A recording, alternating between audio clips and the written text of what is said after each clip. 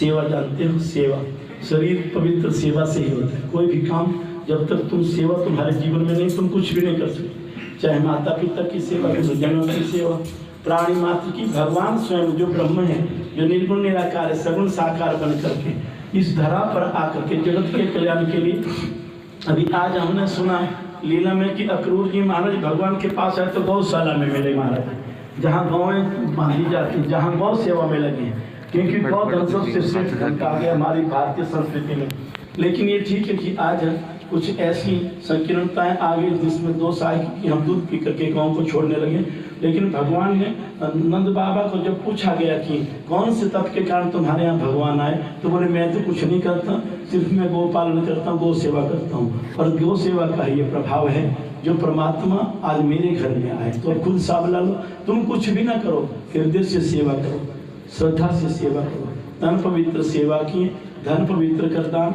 ये जो जितना भी बना है लोगों की सेवा से बना है, लोगों ने तंतु, और ये जितना लंगर प्रसाद बन रहा है ये भी आप लोग भी रहे हैं, तो ये पवित्र हो रहा है। हमारा तन भी पवित्र हो रहा है और धन भी पवित्र हो रहा है, और मन पवित्र हरि भजन किए। देखिए अभी भगवत भजन चला था, मन पवित्र हो रहा था, आनंद आ रहा था। जो आनंद आप समाधि में नहीं लेते वो आनंद अब आ रहा था। आपको पता नहीं आया कि नहीं, मैं तो पता नहीं कितना उछलता पर मैं मर्यादा में रहा। तो इसलिए तन पवित्र सेवा किए, धन पवित्र कर दान, और मन पवित्र हरि भजन किए।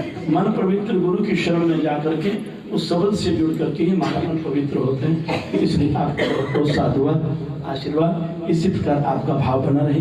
आप ये स्मृति आपको समय समय तक याद आती रहेगी, क्योंकि शरीरों का कोई पता नहीं होता, ये शरीर कब चले जाए, कब छूट जाए, लेकिन ये स्मृतियाँ बनी रहती जीवात्मा के लिए, जिनके आश्रय, जैसे भगवान की लीलाओं के आश्रय हम चल करके आगे राह चलते हैं, आगे पहुंच जाते हैं। ये लीला इसलिए परमात्मा ने की, आने वाले कल में जीवों का कल्याण कैसे होगा, तो स्मृतियाँ बनी रहती गुरु लोगों की, गुरु लोगों के वचन, जिनके सहारे चल करके हम संस्कारित होकर के अपने जीवन को भगवतमय बना देते हैं। तो ज़्यादा नहीं कहूँगा, ये सब भाव था और भाव की अभिव्यक्ति थी।